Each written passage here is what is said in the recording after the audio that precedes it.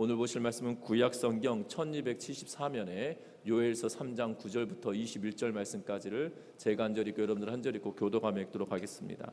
너희는 모든 민족에게 이렇게 널리 선포할지어다. 너희는 전쟁을 준비하고 용사를 격려하고 병사로 다 가까이 나와서 올라오게 할지어다.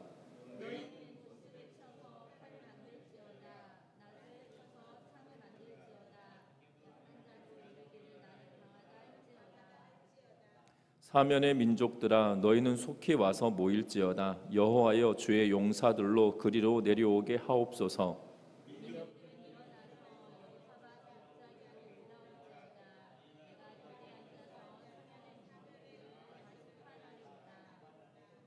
너희는 낫을 쓰라. 곡식이 익었도다. 와서 밟을지어다. 포도주 틀이 가득히 차고 포도주 독이 넘치니 그들의 악이 크미로다.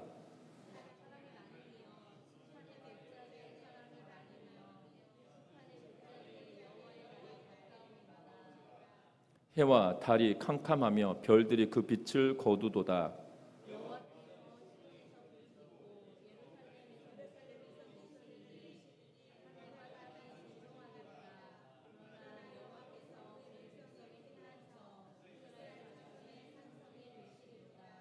그런즉 너희가 나는 내 산성 시온에 사는 너희 하나님 여호와인 줄 알 것이라. 예루살렘이 거룩하리니 다시는 이방 사람이 그 가운데로 통행하지 못하리로다.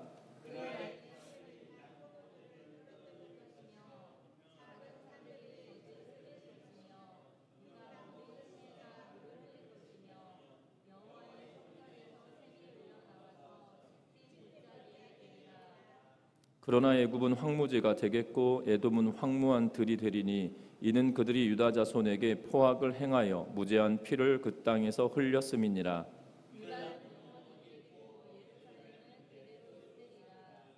같이 읽습니다. 내가 전에는 그들의 피 흘림 당한 것을 갚아주지 아니하였거니와 이제는 갚아주리니 이는 여호와께서 시온에 거하심이니라. 아멘. 우리 서로 인사 나누고 말씀 나눕니다. 사랑하고 축복합니다. 2차 세계대전 후에 20세기 중반 유럽은 완전히 정신적으로 공백 상태에 빠졌습니다. 그 전만 하더라도 유럽인들은 인간을 믿었습니다. 그래서 문의 부흥과 휴머니즘의 영향으로 인간은 위대하고 대단한 존재다라고 생각을 합니다. 더불어 여기에 18세기 산업혁명 이후에 과학이 발전하면서 과학이 우리에게 유토피아를 선사할 것이다라고 생각을 하게 됩니다. 하지만 유럽에서 이 두 번에 걸친 큰 전쟁이 일어나죠. 우리는 그것을 두고 세계 1차 대전이다. 그리고 세계 2차 대전이다 라고 이야기합니다. 그런데 더 놀라운 것은 2차 세계대전을 치르면서 히틀러는 유대인을 600만 명이라고 하는 사람을 죽이는 그러한 살상을 범하게 되어지죠. 사람이 어떻게 사람을 600만 명이나 죽일 수 있을까요? 그래서 이 비참하고 끔찍한 상황을 겪어내게 됩니다. 그것이 나치 독일에만 있었던 것이 아니라 이 나치 정권은 프랑스에도 스위스에도 있었다라는 사실이죠. 그래서 같은 민족끼리 서로 모략하고 또한 암투를 벌이면서 또한 이 프랑스에서도 나치를 숙청하는 작업들이 벌어지기도 하는 그런 모습을 보게 됩니다. 한마디로 인간성이 완전히 상실되어져 버린 그러한 시대를 살게 되었다라는 거죠. 이러한 모습을 보면서 철저하게 절망할 수밖에 없고, 그래서 이 인간이 이 정도밖에 되지 않는가라는 그러한 풍토가 유럽 땅을 지배하게 되어집니다. 그러던 때 프란시스 쉐퍼라고 하는 이 목사님이 스위스 알프스 산록에 라블이라고 하는 공동체를 세우게 되어집니다. 이 라블이라고 하는 말은 프랑스 말로 피난처, 은신처라는 의미를 가지고 있는데요. 이 라블이 공동체를 세운 목적은 진정한 공동체 생활을 통해서 파괴되어져 버린 인간성을 회복시키자라고 이야기를 합니다. 그리고 일그러져 버린 신앙을 회복함으로 유럽의 정신사를 다시 한번 유럽의 정신사의 황폐한 고를 메꾸는 역할을 감당하자라는 의미로 정신적이고 영적인 지주의 역할을 감당하자라는 목적과 이유를 가지고 라블이 공동체를 세웁니다. 그 공동체 안에는 학자들, 이 목사님들만 있는 것이 아니라 신앙인들만 있는 것이 아니라 학자도, 그리고 예술인도, 종교인도, 엔지니어들도, 각계각층의 수많은 지성인들이 모여서 프란시스 쇠퍼 박사와 더불어 공동체 생활을 하고 쉼과 회복의 공동체로 생활해 가고 있는 그러한 모습을 보게 되죠. 복음을 통해서 진정한 자유를 누리게 하는, 그리고 진정한 회복을 누리게 하고 진정한 자유의 은총을 덧입게 하는데 그 목적을 두고 있는 것을 보게 됩니다. 그 후로 유럽의 사회는 정신적으로 영적으로 많이 치유되어졌던 것 또한 사실인 듯합니다. 왜냐하면 그 라브리 공동체의 영향이 얼마나 컸는지 이 대한민국 땅에도 이 라브리 공동체에 관하여 수많은 책들도, 그리고 수많은 이야기들도, 심지어 이 라브리 공동체를 다녀오고 그곳에서 생활했던 이들도 늘어나 있던 것들을 보면 가히 전혀 영향력이 없는 것은 아니었다라고 말할 수 있을 것 같습니다. 분명한 것은 우리 안에 그 복음의 능력이 분명하게 있기 때문에 황폐해져 버린 인간의 모습이다 할지라도 그것을 다시 회복시키고 다시 한번 살릴 수 있는 힘이 그 안에 있다라는 사실이죠.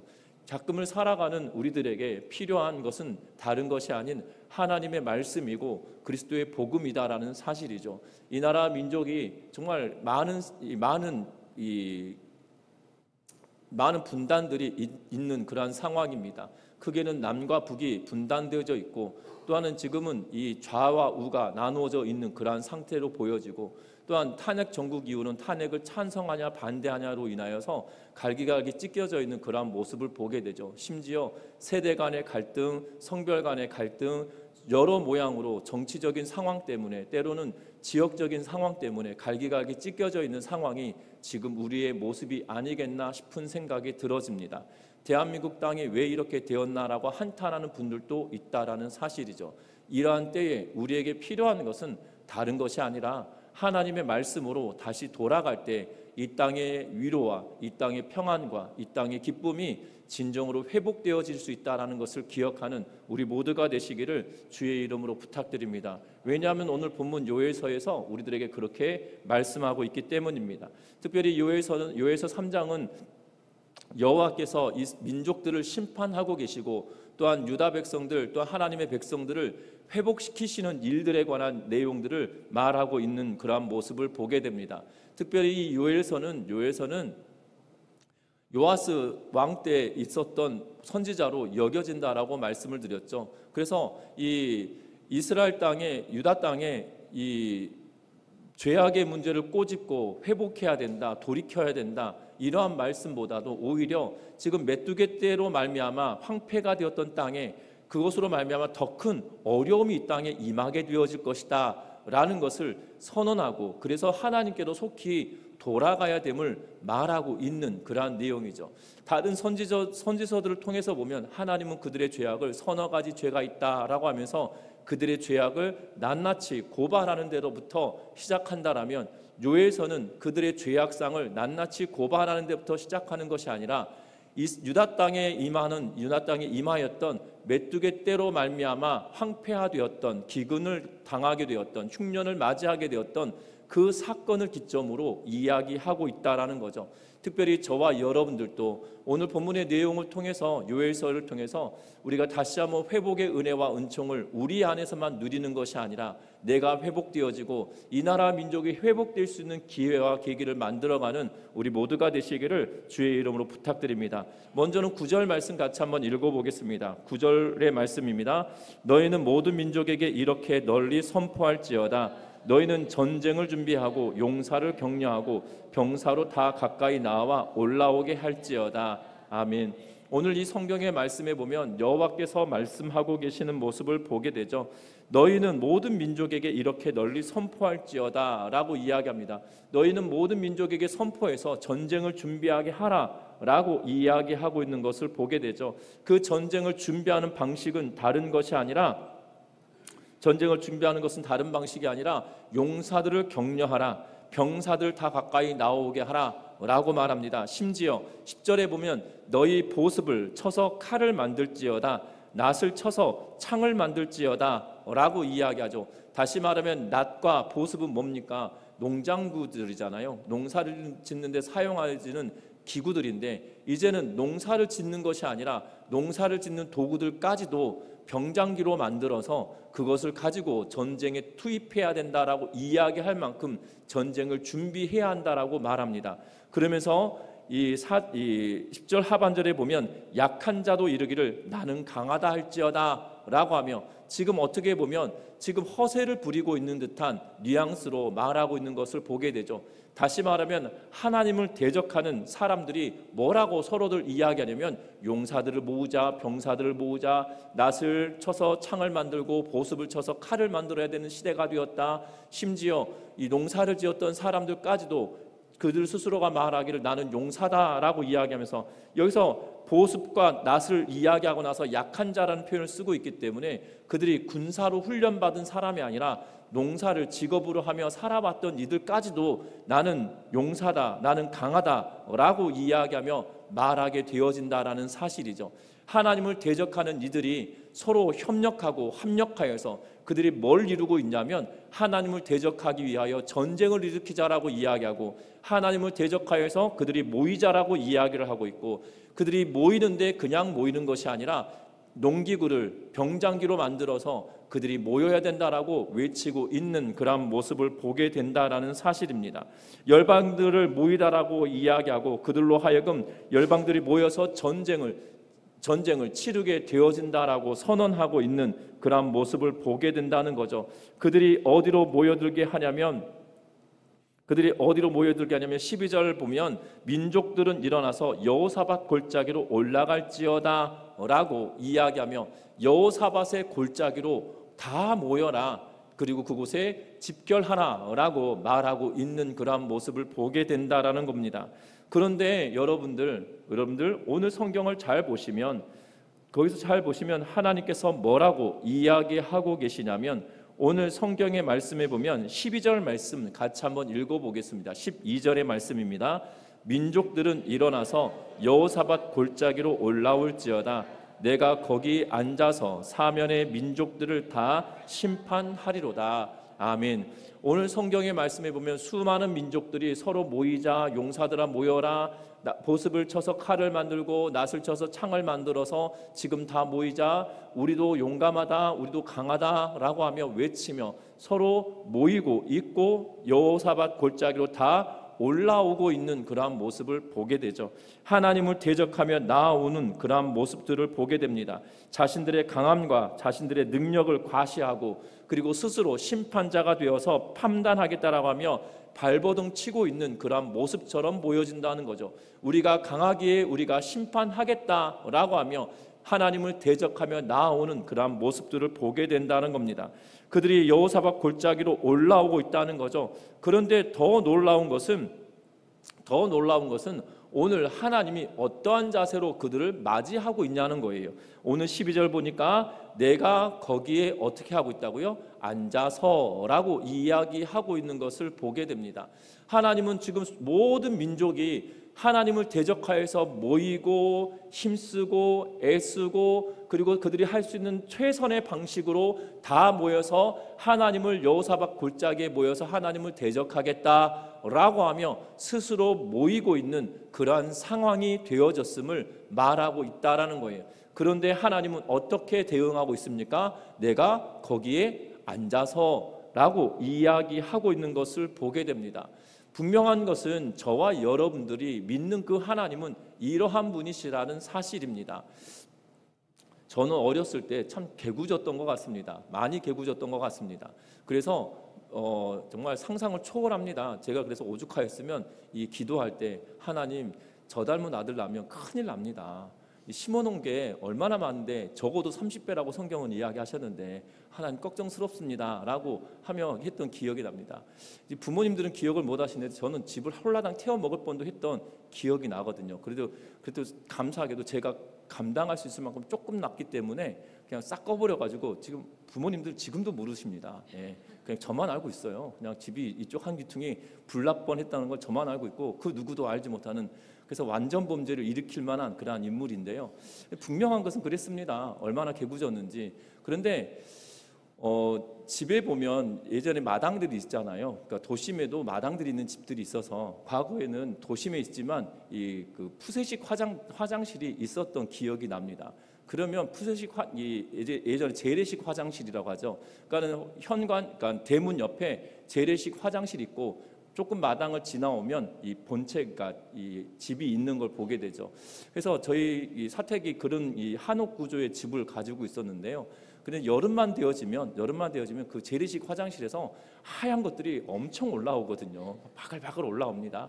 그러면 그것이 화장실을 넘어서 바깥에까지 나올 때가 있어요. 그러면 화장실 갈 때마다 그 뿌리는 이 모기약 같은 거를 들고 들어가서 막 뿌리고 변을 보거나 소변을 보거나 하는 그런 일들을 보게 되죠. 권사님들 계속 웃으시는데요. 한 번씩도 다 경험하지 않으셨습니까? 저만 그랬나요? 그러면 개구져가지고 그 하얀 그 꾸물거리는 것들이 나오면 그것들을 가지고 이렇게 그 죽이기도 하고 여러 모양으로 막 하죠. 그럼 흙에다 파묻기도 하고 때로는 물에 씻어 내버리기도 하고 여러 방식으로 합니다. 그런데 그 하얗게 꾸물꾸물 올라오는 것들이 어마어마하거든요. 진짜 세상에 살다 그렇게 많은 벌레들을 그 여름철에 보게 됩니다. 그러면 그 물 한 번 보내면 그냥 쪼그려 앉아서 쳐다보다가 마음에 안 들면 물 뿌려서 다시 변기로 다 집어넣어 버리고 또 안 되면 물 뿌려가지고 마당 밖으로 보내고 하수구로 집어넣어 버리고 아니면 흙을 퍼다가 막 뿌려가지고 다 이렇게 다 죽이고 다시 흙을 다시 그 화단에다 넣어놓고 이런 일들을 보게 되죠. 여러분 똑같습니다. 아무리 벌레가 꾸물거리고 몰려 들어봤자 그냥 벌레인 거예요. 지금 하나님을 대적하며 몰려있는 그 백성들이 똑같아 보이지 않습니까? 스스로들 말합니다. 우리가 힘을 모아서 그리고 우리가 병장기를 만들어서 우리가 한번 여호사밧 골짜기에 가서 어떻게 한번 해보자 라고 몰려오고 있다라는 사실이죠. 그런데 그 하나님은 거기에 앉아서 하나님은 그들을 판단하시고 하나님은 그들을 진멸하실 계획을 하고 있다라는 사실입니다. 우리의 신앙의 여정도 똑같지 않겠습니까? 우리가 교만한들, 우리가 아무리 높아본들 그 하나님 앞에 서면 아무것도 아닌 존재밖에 되지 않는다라는 사실입니다. 여러분도 우리의 인생이 교만할 이유가 아무것도 없는 것 같아요. 그런데 우리는 어느덧 내가 남들보다 조금 더 높은 위치에, 남들보다 조금 더 나은 자리에, 그리고 내가 남들보다 조금 더 편안한 삶을 살아가고 있는 것으로 하나만으로도 우리는 때로는 교만해지기가 너무 쉬운 그러한 삶을 살아가고 있다라는 사실이죠. 우리는 아니다는 사실입니다. 분명한 것은 교만하여져서 하나님을 대적하며 지금 그들의 힘을 모으고 그들의 능력을 모으고 그들이 할 수 있는 최대한의 방식으로 다 모아서 여호사밧 골짜기로 올라오고 있는 그러한 모습을 보게 된다는 겁니다. 그래서 그들은 13절 말씀을 통해서 보면 뭐라고까지 이야기하냐면 13절도 읽어봅니다. 너희는 낫을 쓰라 곡식이 익었도다 와서 밟을지어다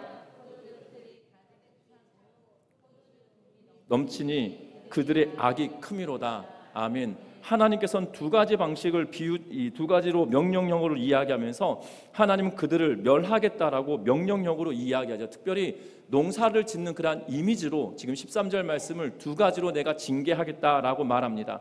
첫 번째 방식은 뭡니까? 낫을 써라 라고 이야기하며 곡식이 익으면 그 낫을 써서 곡식을 베어내듯이 그들을 쓸어버리겠다라고 이야기하고 있죠. 또 하나는 포도주 틀이 가득 차고 포도주 독이 넘치니 그들의 악이 큽니다라고 하면서 포도를 수확하고 그냥 두는 것이 아니라 포도즙을 짜내기 위하여 포도주 틀에다가 그것을 놓고 밟거나 유착하여서 그것을 즙을 짜내는 그러한 모양이 그들의 악이 넘치는 모양으로 비유적으로 말하고 있는 그러한 모습을 보게 된다는 거죠.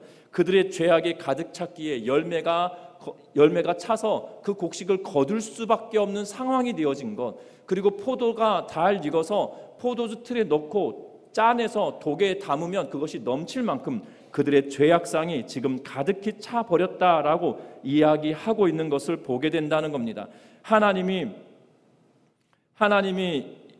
그들을 심판하시겠다라고 이야기하며 낫을 쓰라라고 말하고 있는 그러한 모습을 보게 된다라는 사실입니다.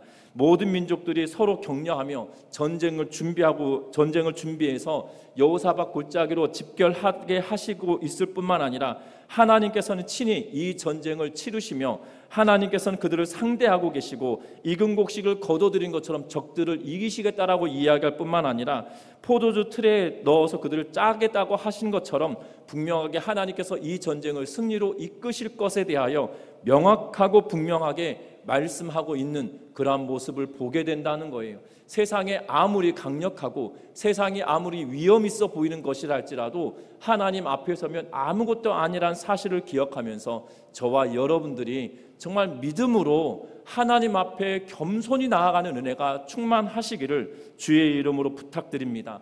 왜냐하면 우리가 하나님 앞에 겸손히 서 있지 않으면, 하나님 앞에 우리가 겸비하며 나아가지 않으면 우리는 어느덧 우리 스스로가 교만해져서 세상의 모든 왕들처럼 서로 협력하고 서로 하나 되어져서 하나님을 대적하며 그리고 전쟁을 하나님과 치르겠다라고 하며 승승장구하듯이 나아오지만 별것도 아닌 상태가 되어져 버리는 그러한 모습을 보게 된다는 거죠.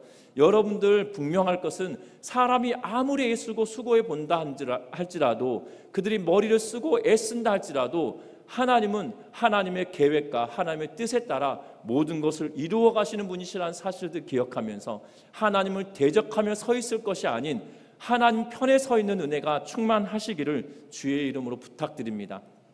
뿐만 아닙니다. 오늘 성경의 말씀에 보면 14절 말씀 같이 한번 읽어보겠습니다. 14절의 말씀입니다.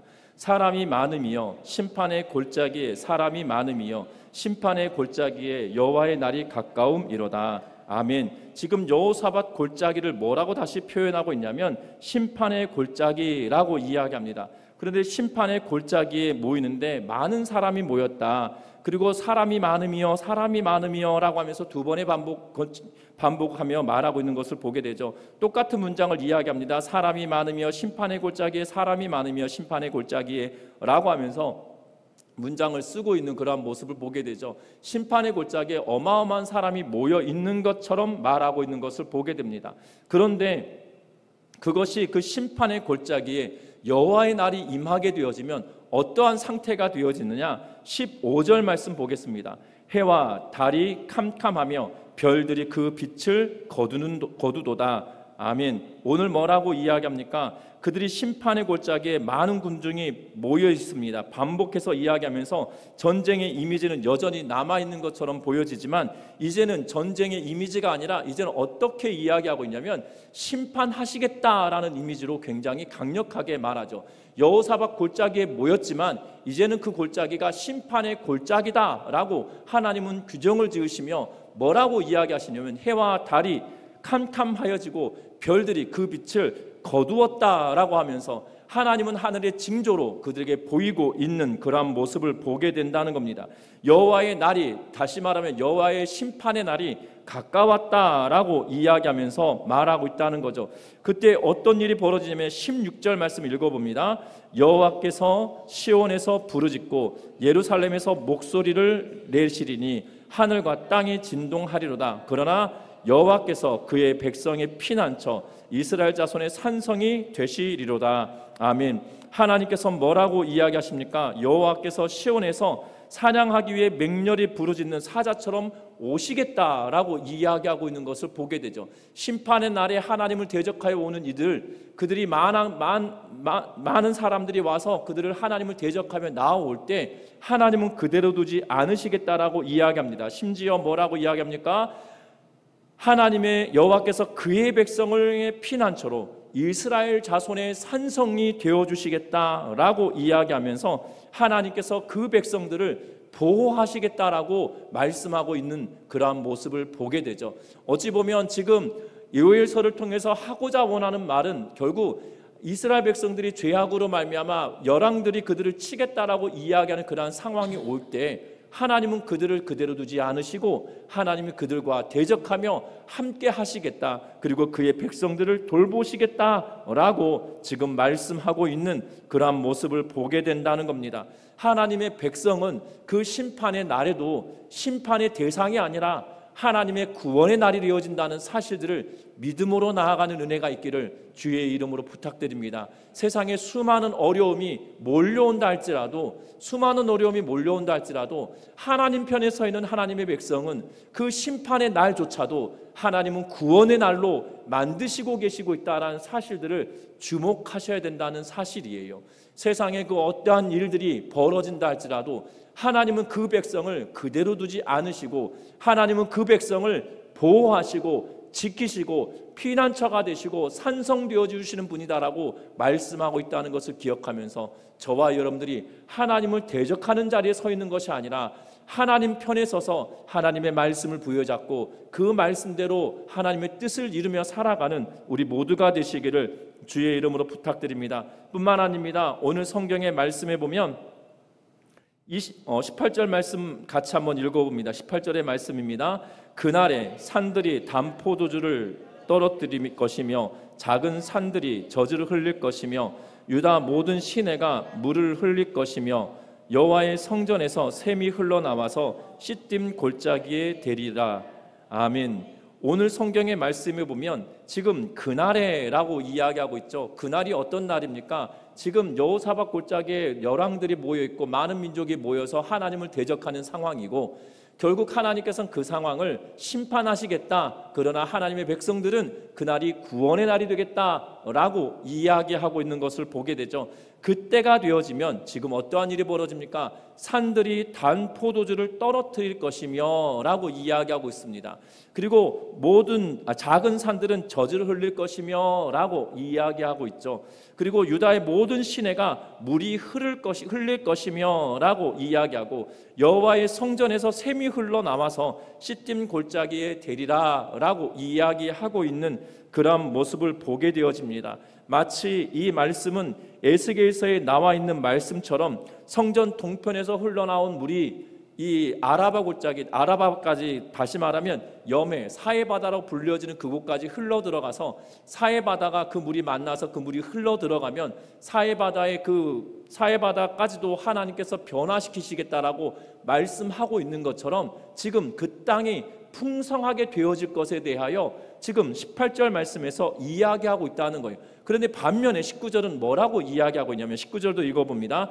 그러나 애굽은 황무지가 되겠고 에돔은 황무한 들이 되느니 이는 그들이 유다 자손에게 포악을 행하여 무죄한 피를 그 땅에서 흘렸음이니라. 아멘. 지금 뭐라고 이야기합니까? 애굽은 황무지가 되겠다라고 말합니다. 여러분들의 애굽 땅은 나일강이 범람함으로 말미암아 수많은 이 퇴적물들이 쏟아져 나와서 농사를 짓기에 굉장히 유익한 땅이 되어집니다. 그래서 이 나일강 유역에 있는 이 델타 삼각지라 불려지는 그곳이 곡창 지역이 되어지는 그런 모습을 보게 되죠.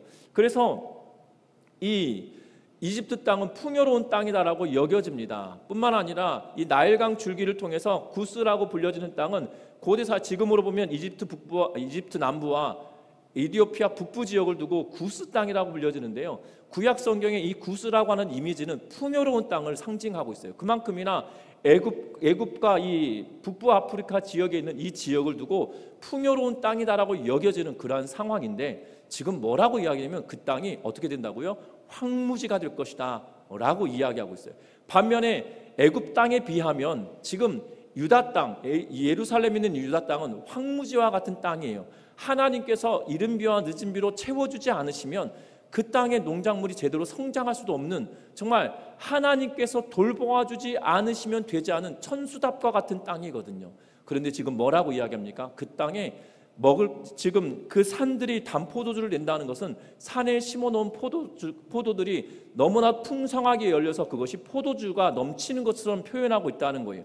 또한 작은 산들이 젖을 흘릴 거다 말은 그들이 작은 산들에 방목하였던 양들에게 얼마나 많은 젖이 나오는지에 대하여 비유적으로 표현하고 있는 모습을 보게 되죠. 다시 말하면 그 땅이 굉장히 풍요로운 땅이 되었다라고 이야기한 반면에 풍요로운 땅이라고 여겨졌던 이집트 땅, 애굽이 지금 완전히 뒤집어진 그러한 상황이죠. 다시 말하면 세상의 질서가 반대로 되어져 버린 그러한 반전의 상황을 보게 하겠다라고 말씀하고 있는 모습을 보게 됩니다. 하나님 편에 서 있을 때 하나님은 그 백성들을 그냥 두신 것이 아니라 하나님 반전의 역사를 통하여 상황을 뒤집으시며 하나님 편에 서 있는 자들로 하여금 풍요로운 은혜를 누리게 만드신다라고 명확하고 분명하게 이야기하고 있는 그러한 모습을 보게 된다는 겁니다. 이것이 단순히 요엘서만의 말씀이 아닙니다. 창세기 31장에 이 야곱이 밧단아람에서 그 외삼촌 집에서 떠나올 때도 마찬가지였습니다. 그 부인들에게 뭐라고 이야기하냐면 당신의 아버지가 나에게 세경을 10번이나 번역하였다 라고 이야기하죠. 10번이나 번역하였단 말은 처음에 약속을 하죠. 7년 동안 일하면 부인을, 둘째 딸을 나에게 부인으로 달라라고 이야기합니다. 그래서 그 부인을 얻기 위하여 7년 동안 열심히 일합니다. 그랬더니 이 첫날 밤을 치르고 나왔더니 누굽니까? 동생이 아니라 언니가 들어와 있던 거죠. 그래서 이 외삼촌에게 다시 말하죠. 동생 달라고 해서 7일 동안 이야기하고 그러면 7년을 일해라. 7일 지나고 나면 둘째 딸을 줄 터이니 그 후로 7년을 일해라 라고 합니다. 그래서 도합 14년을 부인을 얻기 위하여서 애쓴 시간이죠. 그 시간 딱 빼고 나면 14년을 빼고 나면 20년 가운데 6년 남거든요. 그럼 6년 동안에 세경, 다시 말하면 품삯을 10번이나 변역했다라고 이야기합니다. 그러면 이 외삼촌 라반이 얼마나 변덕쟁인지 알 수 있잖아요. 그 주기 싫어서 이 구두쇠처럼 조금이라도 이 야곱에게 뭔가 더 가는 거 싫어가지고 안 주는 거잖아요. 그러던 차에 뭐라고 이야기하냐면 하나님께서 당신들의 아버지의 것을 빼앗아서 나에게 주셨다라고 성경은 분명하게 기록해 놓고 있는 모습을 보게 됩니다. 여러분들 하나님 편에 서서 하나님이 원하시는 대로 삶을 살아가기 시작하면 하나님은 세상을 바꾸시고 반전시키시고 빼앗아서 주시는 은혜가 명확하게 있다라는 거예요. 그런데 우리는 이렇게 기대하면 안 됩니다. 뭘 기대하냐면 하나님께서 빼앗아 주실 거야, 이것을 기대하는 것이 아니고요. 내가 하나님 편에 서 있느냐 그렇지 않느냐 여기에 더 관심을 두어야 된다라는 사실이죠. 여러분들 우리가 이 땅의 삶을 살아갈 때도 똑같습니다. 하나님께서 그 백성을 회복시키시고 그 백성들에게 풍요로움을 허락하실 때 다른 데 있는 것이 아니에요. 하나님의 마음이 있는 곳에 우리의 마음을 두고 있느냐, 하나님의 눈이 있는 곳에 내 눈을 두고 있느냐, 거기에 관건이 있다는 걸 기억하면서 저와 여러분들이 믿음으로 하나님을 바라며 살아가는 우리 전미중앙교회 모든 성도님들 되시기를 주의 이름으로 부탁드립니다. 그러한 삶을 살아갈 때 어떠한 결말을 맺느냐, 20절 말씀 같이 한번 읽어봅니다.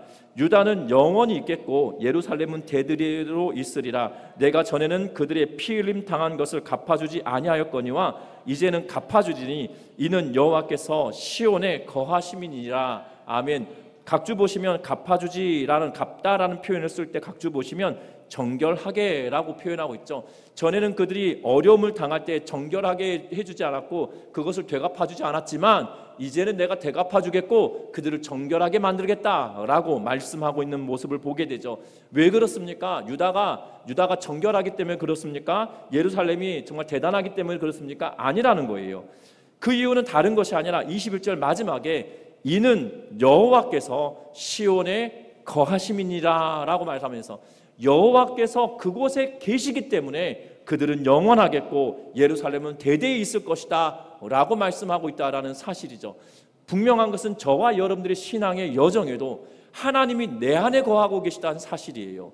그것이 믿음으로 받아지는 은혜가 있으시기를 주의 이름 부탁드립니다. 성경 분명하게 말씀하거든요. 하나님을 아빠 아버지로 부른 자가 성령이 그 안에 있지 않으면 그렇게 고백할 수 없다라고 이야기하고 있어요. 또한 바울 사도가 고린도 교회 성도들에게 뭐라고 이야기하냐면 하나님의 마음을 우리가 어떻게 할 수 있느냐, 하나님의 영인 성령이 너희 안에 있기 때문에 하나님의 구원 계획이 너희 안에 들려지고 너희가 그것을 믿는 거 아니겠냐라고 말씀하시죠. 그래서 고린도전서 3장에 들어가서 뭐라고 이야기합니까? 너희는 여호와의 하나님의 전임을 알지 못하느냐, 6장에 들어가서 성령의 전임을 너희가 알지 못하느냐라고 하면서 하나님이 우리 안에 임하여 계심을 분명하게 말씀하고 있다라는 사실이에요.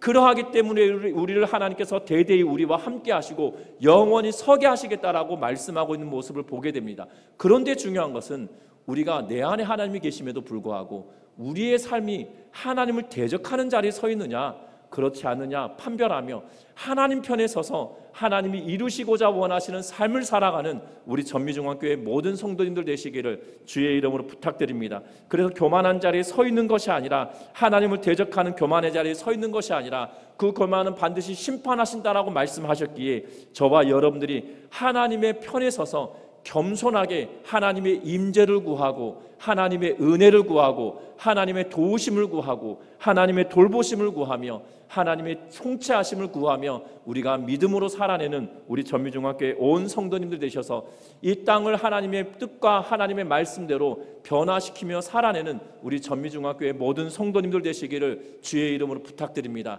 이렇게 말씀드리면 세상을 우리가 통치하겠다 이런 표현이 아니에요. 하나님의 말씀을 가지고 여러분들이 서 있는 그곳에 빛이 되고 소금의 역할을 감당하여 정말 여러분들이 서 있는 그곳이 하나님의 정의와 공의가 공평하게 흐를 수 있도록 만드는 역할을 하는 것, 하나님의 정의가 살아서 움직이도록 이 땅을 변화시켜가는 일들을 하는데 저와 여러분들이 하나님 편에 서서 겸손히 그 일들을 감당하며 살아가는 우리 전미중학교의 모든 성도님들 되시기를 주의 이름으로 부탁드립니다. 그래서 이 땅이 정말 믿음의 백성들로 말미암아 다시 한번 회복되어지고 믿음의 백성들로 말미암아 다시 한번 위로를 경험하며 하나님의 편에 서서 정결하게 삶을 살아가고 또한 다시 한번 회복시켜 주신 하나님의 은혜로 말미암아 우리 12절 21절 말씀에 갚아주지 아니하였지만 이제 갚겠다라고 이야기하시는 그 하나님은 우리가 경험함으로 말미암아 이 땅을 치유하며 살아낼 수 있는 우리 전미중학교의 모든 성도님들 되시기를, 또한 우리 안에 풍성하게 주시는 하나님의 은혜로 말미암아 이 땅을 위로하며 살아낼 수 있는 우리 전미중학교의 모두가 되시기를 주의 이름으로 부탁드립니다. 기도합니다.